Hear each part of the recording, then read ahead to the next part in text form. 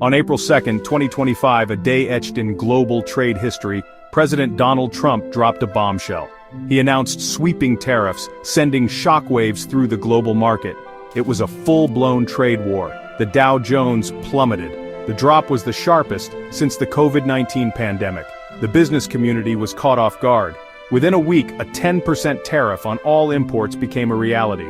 Certain goods, particularly from China, faced even higher tariffs. China retaliated with its own tariffs on U.S. goods. The trade war was officially on. Just as the world braced for the full impact of the tariffs, Trump threw another curveball, declaring a 90-day pause on the tariffs. This offered a temporary reprieve and a glimmer of hope for a negotiated settlement. The universal tariff was reduced to 10%. However, China wasn't entirely spared. Trump imposed a new 125% tariff on Chinese goods. This led to a brief surge in the stock market. The 90-day pause was a strategic move to buy time. The US and China eventually agreed to a significant reduction in tariffs. The US tariffs on Chinese goods fell to 30%. Trump declared this a total reset in US-China trade relations. But was it truly a reset, or just a temporary ceasefire in an ongoing economic conflict? While the trade war raged on between superpowers, its impact trickled down to Main Street America. Walmart, the retail giant that caters to millions of Americans, found itself caught in the crossfire. The tariffs, particularly those on Chinese goods, meant that the cost of importing everything from toys and electronics to clothing and home goods was about to skyrocket. Walmart CEO, Doug McMillon, facing the unenviable task of balancing customer affordability with shareholder value, announced that the tariffs would inevitably lead to price increases. This wasn't just a corporate talking point, it was the reality of the situation. Trump, known for his combative approach, didn't offer Walmart any sympathy. In a public statement that sent shockwaves through the business community, he told Walmart to eat the tariffs, essentially urging the company to absorb the increased costs without passing them on to consumers.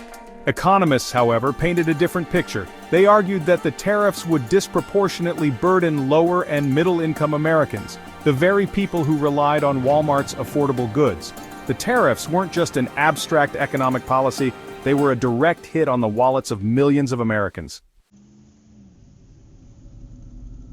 Section 4. A struggling economy and global trade tensions.